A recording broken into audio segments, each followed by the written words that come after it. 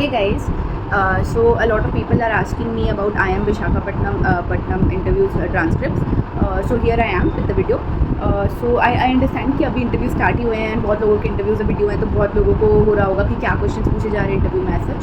तो ऐसा कुछ डरने का बात नहीं है। You just have to be confident in the interview. अगर आपको आंसर नहीं भी आता है तो आप बोल दो कि आपको आंसर नहीं आता। Don't try to give wrong answers, that's the key. तो I share my transcript starting से। तो सबसे पहले when I logged in, like I had to wait for my interview and then जब मेरा इंटरव्यू स्टार्ट हुआ तो उन्होंने मुझसे पूछा कि like there was a male panelist and there was a female panelist. तो सबसे पहले the male panelist started asking me question. He asked me कि you're a BCom honors fresher, right? So I said yes sir. So he asked me कि what is the difference between BCom honors and BCom?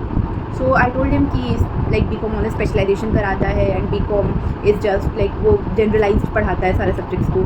तो he asked me कि फिर भी like curriculum में क्या changes होते हैं। तो I told him that like I was doing in finance and accounting. तो फाइनेंस एंड अकाउंटिंग पे ज़्यादा फोकस था, वो स्पेशलाइजेशन था। उसके पेपर्स जो होते थे वो लाइक एमसीक्यू बेस्ड नहीं होते थे। जो ऑनर्स पेपर होते थे वो एमसीक्यू बेस्ड नहीं होते थे एंड जो नॉन ऑनर्स पेपर होते थे वो एमसीक्यूज होते थे। तो ये सब थोड़ा डिफरेंस मैंने बताया। तो okay, he said okay fine. Then he asked me कि why did you choose BCom honours, why not BBA?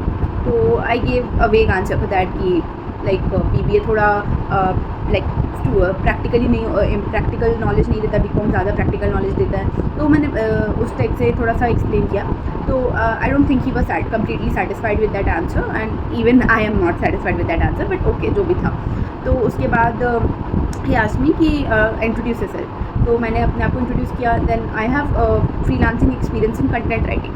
तो he asked me few questions on that कि आप कंटेंट राइटिंग में क्या करते थे, कैसा कंटेंट लिखते थे and like how did you use to write the content and आप कहाँ से रिसोर्सेज लेते थे, did you ever use ChatGPT? तो I told him no, I don't use ChatGPT, my clients don't even prefer, they strictly say no to ChatGPT. Then we had a lot of discussion on like how is ChatGPT not good, like why shouldn't we use it? if plagiarism भी नहीं आता है तो use क्यों नहीं करते हम लोग उसको?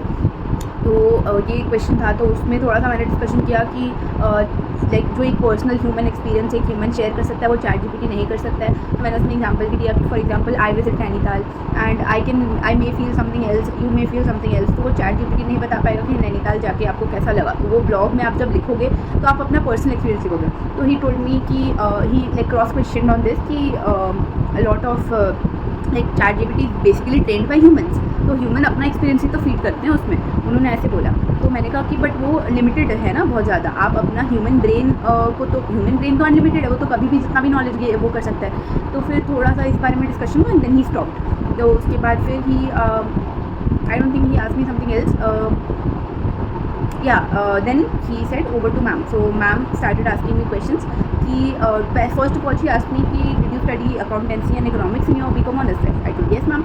So she said are you comfortable with some economics question ma'am? Yes ma'am. तो फिर she started asking me questions. So basic questions like what is the difference between GDP and GNP? Then she asked what is subsidy. Then she asked कि I don't exactly remember, like हाँ, then she asked me to make a graph of elasticity of demand. तो elasticity of demand के तो 4 graph होते हैं। तो मैंने उसमें से मुझे उस समय याद नहीं था 4 ग्राफ के बारे में, मुझे बस एक ग्राफ याद था, like quantity, price and the graph goes like this. So I made that graph and showed it to her. She was like are you sure? I am like I got confused in that. So I said I'm not sure, maybe. So she said you should check the graph after this interview. I'm like okay ma'am. I checked it and it was right. It was not a wrong graph. It was just linear elasticity. So I don't know why she said that. So yeah, whatever. And then after that she asked me like are you an asset? If you get selected today for IIM Visakhapatnam, will you be an asset for our institute? So I told her yes, maybe. So she asked would you be recorded in the balance sheet of the company?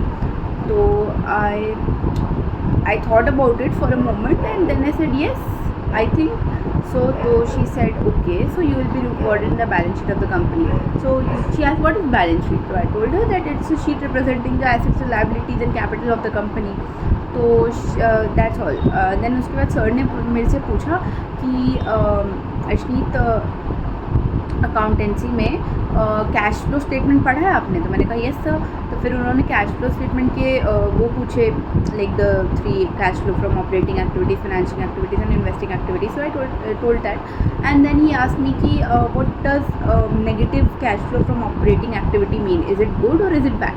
तो I told him कि negative cash flow from operating activity shows that maybe the company has purchased more goods than the sales, so it may lead to overstocking of inventory, so it may be bad. So okay, he said what, and then about the negative cash flow from financing activity, so I told him that the company may have more debt, so I think that is good for the company. So he said that is good for the company. So I said yes sir, because just before that day I had my IIM Shillong interview and my interviewer had told me to justify why debt is good for a company. He told me like big companies like Tata Steel, Tata Consumers and every other like big company have debt. So if it's good, if justify that it is good. So I justified it in a way. तो यही उन्होंने मुझसे पूछा है विशाखापट्टनम के भी interview में कि debt is good for the company. To I told him yes, big companies like Tata and Reliance have debt, and more debt means even after more debt the company is growing, so it means that the company is reliable, it shows the credibility of the company. So here I mentioned something about stock market as well. I told that जब stock market crash हुआ था उस पर भी Tata Motors जो है वो profit दे रहा था. तो ये सब बहुत ज़्यादा क्रेडिबिलिटी दिखाता है कंपनी का इवन आफ्टर हैविंग डेट. तो फिर उसके बाद सर ने पूछा okay cash flow from investing activities negative है तो वो क्या है? तो आई सेड कि हाँ मतलब कि कंपनी के पास ज़्यादा फिक्स्ड एसेट्स है, ज़्यादा परचेज कर रहा है फिक्स्ड एसेट्स, तो that is good, that is in bad. तो ही सेड ओके. देन उसके बाद सर ने मुझसे पूछा कि okay if I you interested in stock market? तो I told him like I am interested in it, but I have recently started trading, so I don't have a lot of knowledge in this field. तो he said okay. तो उसके बाद sir का ये यहाँ पे ख़त्म हुआ. फिर मैम ने मुझसे और क्वेश्चन पूछे, लाइक शी आस्क्ड मी कि वाई शुड बी सिलेक्टिव, जो बेसिक क्वेश्चन होता है कि give me 3 reasons that we should select you. तो मैंने कॉन्फिडेंस बोला, like I stated my strengths. Okay, then she said कि in one of my strengths I told that I'm a good learner. I always tend to learn whatever is like in whichever field I work. I try to give my best by learning the things. So बहुत लोग जो MBA करने आते हैं वो तो सब learner होते हैं. तो फिर मैंने उनको कुछ तरह से एक्सप्लेन किया कि how am I good for the company. Like वो खाली मुझे स्ट्रेस में डालना चाह रहे थे, मुझे क्रॉस क्वेश्चन करना चाह रहे थे, बट मैंने एक्सप्लेन किया. तो या आई don't think I can remember anything else that मुझसे पूछा गया. This was it.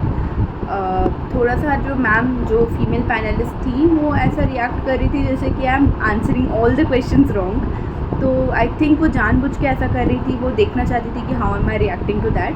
तो मैंने तो उस समय लाइक अपने एक्सप्रेशन में नहीं आने दिया कि आप ऐसा एक्सप्रेशन क्यों दे रहे हैं, मैंने इग्नोर किया. बट या आई नोटिस दैट. तो वो थोड़ा सा दिमाग पर स्ट्रेस तो पड़ रहा था कि यार मैं गलत आंसर दे रही हूँ क्या. बट या and I have like since GDPI के भी क्लासेस में आई हैव लर्न कि ये सब जानबूझ के करते हैं इंटरव्यूअर्स. ऑल्सो फिर सर ने मुझसे पूछा कि मैम ने मुझसे पूछा एक्चुअली कि you live in Ranchi right? So I said yes ma'am, Ranchi Jharkhand. So she asked me कि अगर आपको रांची से विशाखापट्टनम आना है तो which states would you B crossing.